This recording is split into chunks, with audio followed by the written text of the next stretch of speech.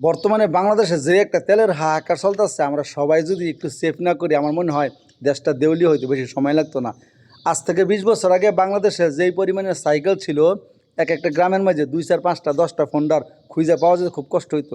আর বর্তমানে বাংলাদেশে যেই পরিমাণে ফোন্ডার আছে, এই পরিমাণে সাইকেলের নাই।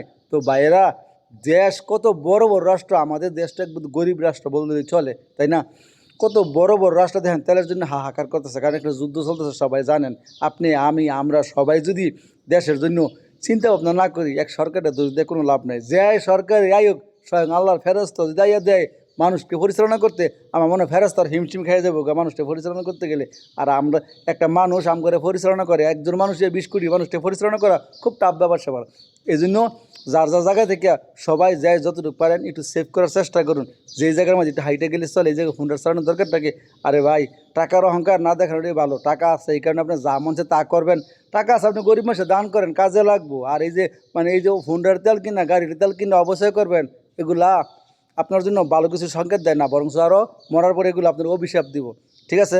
আর কথাগুলো দয়া করে কেউ অন্যভাবে নেবেন না। আমি কোনো রাজনৈতিক দলের কোনো কর্মীও না, কোনো নেতাও না। শুধুমাত্র দেশ ভালো থাকলে আপনি ভালো থাকবেন, দেশ ভালো থাকলে আমরা ভালো থাকবো। বিশেষ করে আমরা যারা প্রবাসে আছি, আমরা কিন্তু দেশের জন্য সবসময় ভাবি।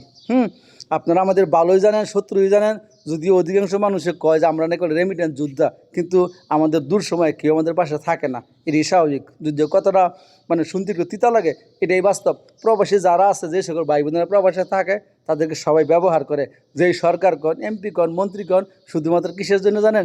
ওই যে রেমিটেন্সের জন্য। তবে সবাইরই বলি, তবে তারপর দেখলাম যে এবছর সরকার নাকি মোটামুটি উদ্যোগ নিতেছে যে প্রবাসীদের জন্য ভালো কিছু প্রমোদনা দেওয়ার চেষ্টা করতেছে। যাই হোক, যদি সুবিধা হয়, আল্লাহ যদি তৌফিক দেন, উনারে সরকার দেয়, সরকার যেন বিশেষভাবে অনুরোধ করে বলি, যারা প্রবাসে থাকে তাদের জন্য যেন একটু বিবেচনা করে কী করলে তারা ভালো থাকা যায়। কারণ প্রবাসীরা দেশে গেলে শেষ জীবনটা তার খুব কষ্টেই কাটে, বেশিরভাগ প্রবাসীরই। তো বিশেষ করে আসলে আমার ট্রফিক এটা না, ট্রফিক হচ্ছে বাংলাদেশে বর্তমানে তেলের যে একটা সংকট। আসলে আমরা সবাই মিলে মোকাবেলা করি।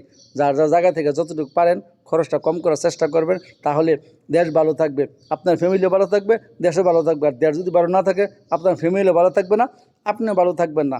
সবাই যার যে জায়গায় মধ্যে 5 লিটার, এই জায়গায় 3 লিটার, 3.5 লিটার, সর্বোচ্চ 4 লিটারে শেষ করেন।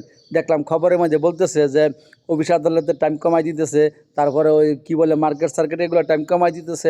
যাই হোক, আমার মনে হয় সরকার যেই চিন্তা ভাবনাগুলো করতেছে, খুব ভালো জায়গা থেকে চিন্তা ভাবনা করতেছে। শুধু সরকারের একা চিন্তা ভাবনা হবে না, আপনার আমার, আমরা যারা আছি সবাদের একই চিন্তা ভাবনা থাকতে হবে, কীভাবে দেশের উন্নতি হবে। টাকা দেশে থাকলে আপনি যখন মন চায় তখনই আনন্দ করতে পারবেন। দেশ যদি দেউলিয়া হয়ে যায়, আপনার একজনের কাছে টাকা আছে আর 50 জনের কাছে টাকা নাই, কোনো দিন বলবে না যে এই দেশ ভালো, এই দেশ দেউলিয়া।